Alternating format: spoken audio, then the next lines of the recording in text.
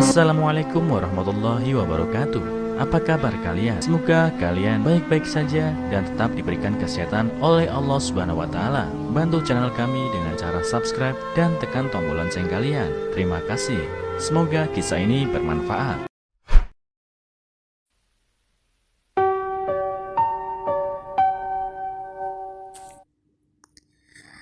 Ayah tunggal membantu wanita tua memotong rumputnya segera mendapat telepon dari pengacaranya.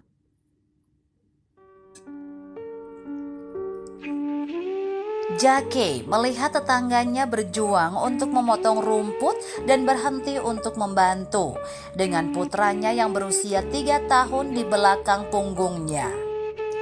Wanita tua itu berterima kasih atas bantuannya dan mereka mulai berbicara tentang kehidupan.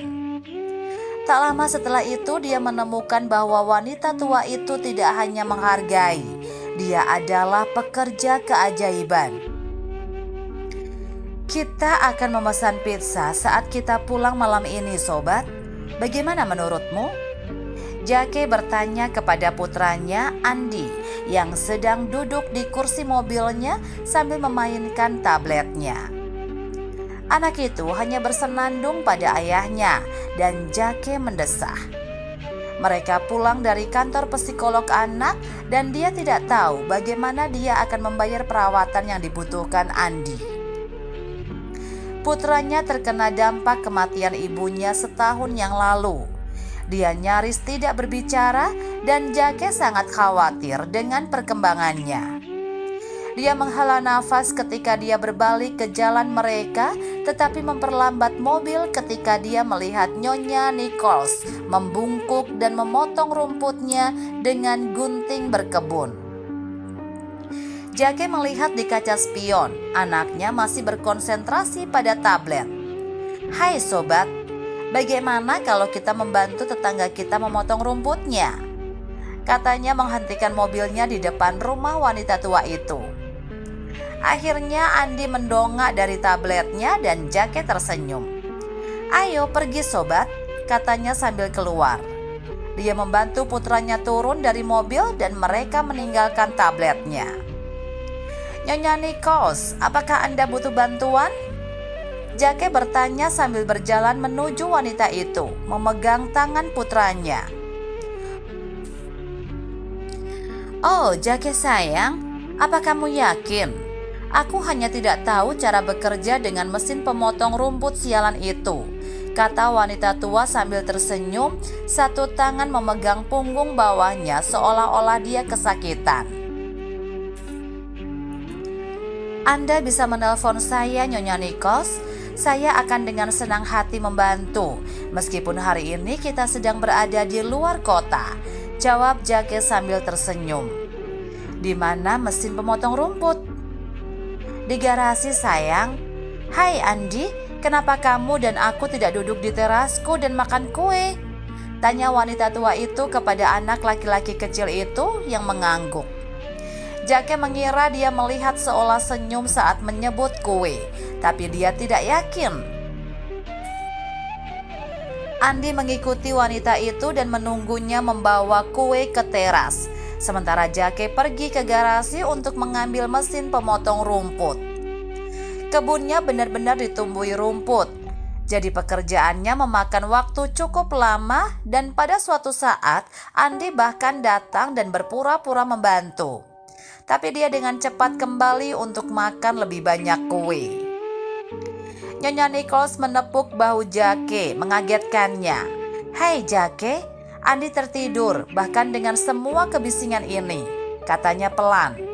"Bagaimana kabar kalian semua?" "Oh baik, itu tidak mudah Nyonya Nichols. Kematian istriku mengerikan baginya. Sungguh menakjubkan apa yang bisa dipahami anak-anak bahkan pada usianya."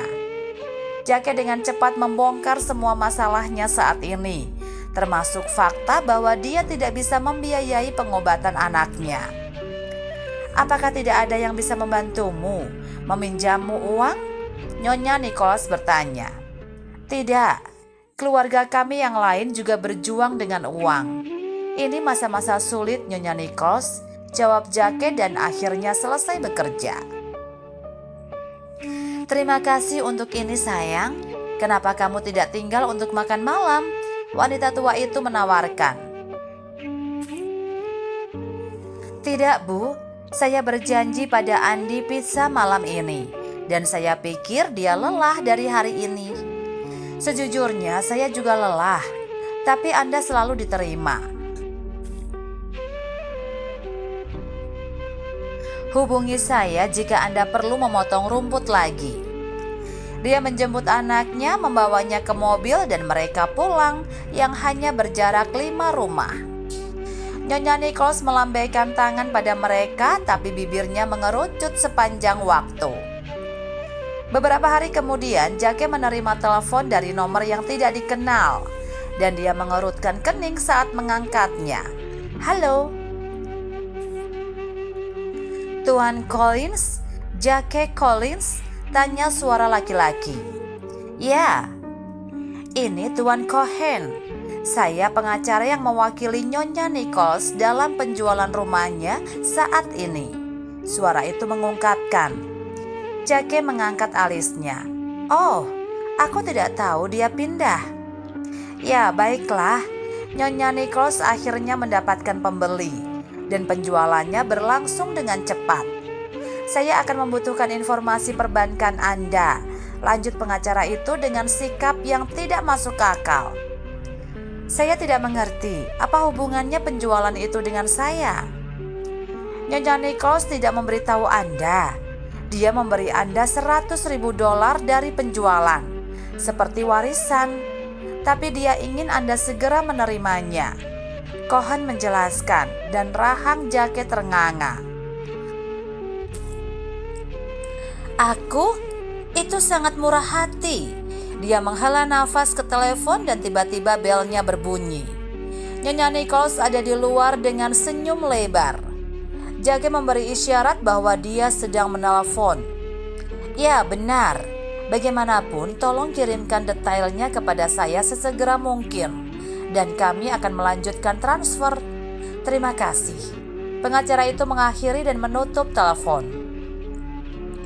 Sebelum Nyonya Nichols sempat mengucapkan sepatah kata pun, Jake langsung menghampirinya dan memeluknya erat. Matanya berkaca-kaca. Dia menepuk punggungnya untuk waktu yang lama. Mereka berbicara berjam-jam hari itu, dan Jake mengucapkan terima kasih yang sebesar-besarnya. Dia juga berjanji untuk mengunjunginya kemana dia pergi, dan dia tertawa. Uang itu digunakan untuk pengobatan Andi, dan akhirnya anak laki-laki itu mulai membaik. Pada saat dia mulai prasekolah, dia berbicara lagi, tertawa, dan bermain dengan orang lain. Jake tahu semua itu tidak akan terjadi tanpa bantuan Nyonya Nichols. Apa yang bisa kita pelajari dari cerita ini? Membantu orang lain dapat mengubah hidup Anda. Jake berhenti untuk membantu wanita tua itu memotong rumputnya terlepas dari semua kekhawatirannya, dan dia menerima hadiah besar sebagai imbalannya.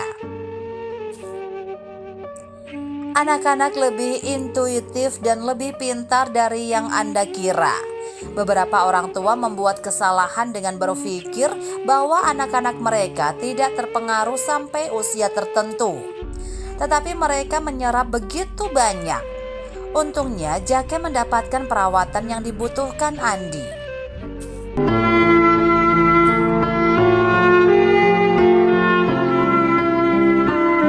Assalamualaikum warahmatullahi wabarakatuh. Apa kabar kalian? Semoga kalian baik-baik saja dan tetap diberikan kesehatan oleh Allah Subhanahu wa taala. Bantu channel kami dengan cara subscribe dan tekan tombol lonceng kalian. Terima kasih. Semoga kisah ini bermanfaat.